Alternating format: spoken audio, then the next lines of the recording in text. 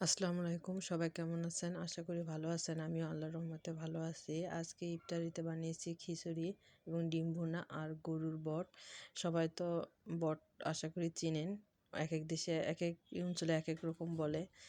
আর আমার ছেলেমেয়ের আবদারে রান্না করছি খিচুড়ি। ওরা কয়দিন বেগুনে আলুর চপ খাওয়ার পরে আর ওগুলা খেতে চাচ্ছে না। তাই আজকে খিচুড়ি রান্না করলাম। বটের মধ্যে আবার গোটা রসুন দিলে আমার ঘরে আমার ছেলে মেয়ে এবং আমার হাজব্যান্ড সবাই পছন্দ করে।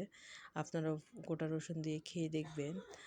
আর খিচুড়িটা অনেক ভালো হয়েছিল ওরা বলছে। তা আমি একটু খেলাম, খেয়ে দেখলাম যে না, অনেক মজা। আর এই খিচুড়িটা ওরা সবাই পছন্দ করছে।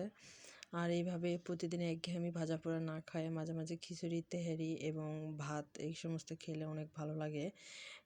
আর রোজায় ভাজা পোড়া খেলে একবারে ভাজা পোড়া খেতেই থাকলে অনেক গ্যাস হয়।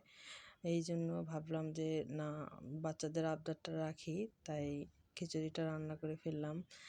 আর আমার খিচুড়ির সাথে কাঁচামরিচ আরও ভালো লাগে। কাঁচামরিচ দিয়ে খেতে আপনাদের কার কার ভালো লাগে জানাবেন। আল্লাহ হাফেজ সবাইকে।